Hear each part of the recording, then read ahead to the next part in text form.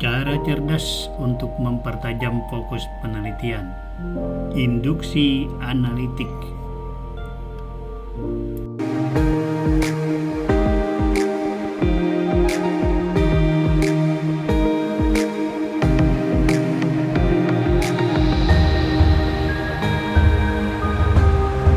Arti induksi analitik.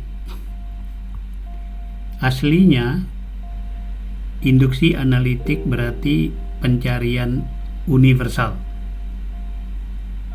Universal di sini berarti tanpa varian. Contohnya, jika semua pemilih nasionalis memilih PDIP, maka semua pemilih nasionalis disebut universal. Tetapi sekarang, istilah induksi analitik berarti setiap upaya sistematis untuk menemukan kesamaan guna mengembangkan konsep atau gagasan. Jadi gagasan awal yang sudah terbentuk kemudian dikembangkan melalui induksi analitik. Peneliti mencari evidensi atau data atau bukti yang bertentangan atau berbeda dari gambaran yang dibentuk sebelumnya. Gambaran di sini bisa juga disebut asumsi. Dengan cara membandingkan kasus-kasus untuk melihat kesamaan dan perbedaannya. Evidensi yang bertentangan memberi petunjuk bagaimana mengubah konsep dan kategori.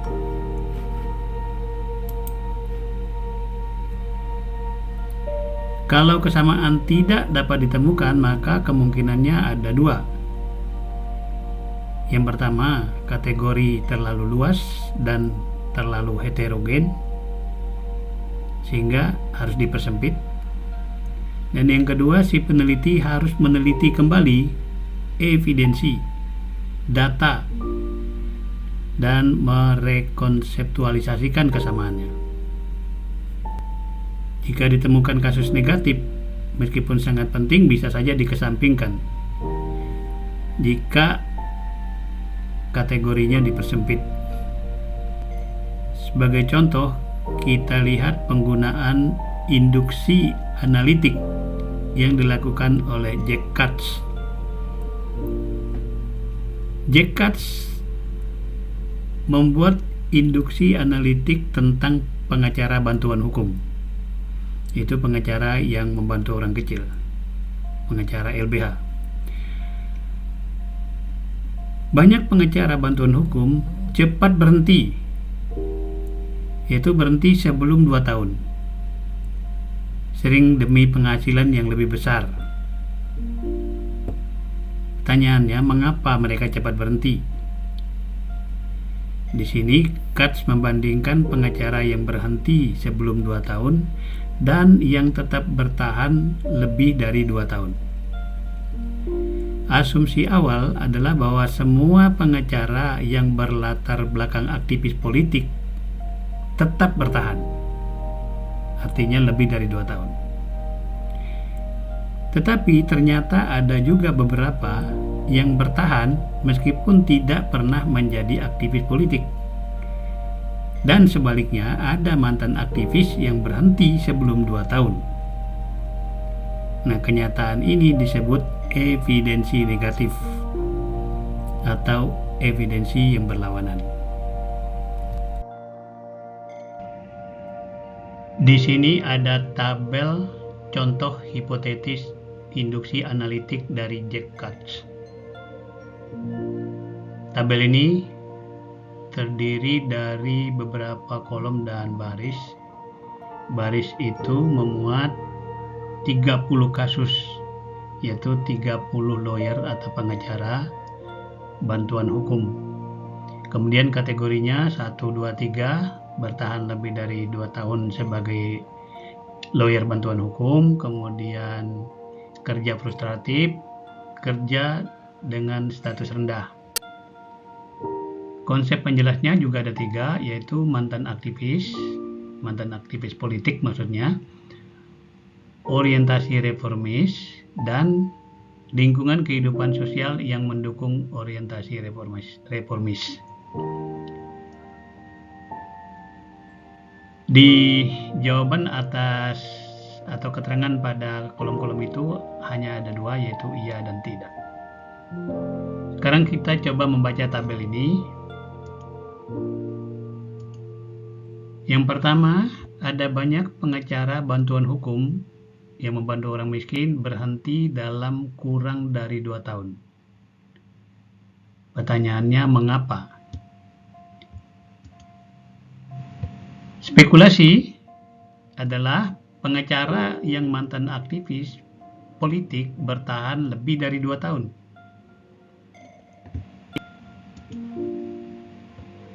Ternyata ada juga yang bertahan lebih dari 2 tahun meskipun bukan mantan aktivis. Ini adalah evidensi yang berlawanan dan disebut evidensi negatif. Beberapa mantan aktivis pergi atau berhenti karena dapat pekerjaan dan karir yang lebih baik. Beberapa lagi yang bukan mantan aktivis bertahan karena tidak dapat atau tidak mendapatkan alternatif pekerjaan. Jadi ada kategori bertahan versus kategori pergi, dan konsep penjelasnya harus diperbaiki. Perbaikan bisa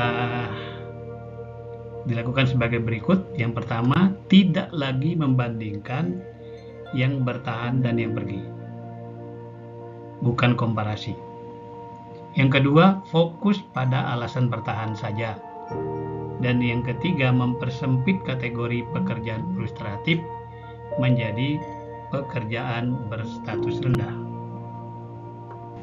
Selanjutnya, konsep penjelas menjadi lebih fokus dari latar belakang aktivis ke orientasi reformasi dan keterlibatan pengacara atau lawyer dalam lingkungan yang mendukung reformasi. Masih mengenai tabel yang sama, kita coba lihat interpretasinya. Ketika fokus beralih dari kolom kategori 1 ke kolom 2 dan 3, perhatian makin fokus pada bagaimana dan mengapa orang bertahan, dan tidak lagi pada perbandingan antara yang bertahan dan yang pergi. Ini tadi sudah kita lihat. Kemudian, bertahan dapat dilihat sebagai prestasi, achievement, bagi mereka yang bekerja dengan status rendah. Jadi studi menjadi fokus pada bagaimana mereka mencapainya. Upaya penjelasan ada 3. Yang pertama, bertahan adalah komitmen pada aktivisme politik, tapi penjelasan ini gagal karena evidensinya tidak mendukung. Yang kedua, melihat mereka yang bertahan meski pekerjaannya bikin frustrasi, dan mencari penjelasan dalam orientasi reformasi dan partisipasi dalam kehidupan sosial yang mendukung reformasi. Hasilnya juga kurang memuaskan dan kurang didukung evidensi. Yang ketiga, mempersempit lagi kategori menjadi pekerjaan berstatus rendah dan menghubungkannya dengan gambaran mengenai lingkungan sosial yang mendukung reformasi. Hasilnya sesuai atau cocok.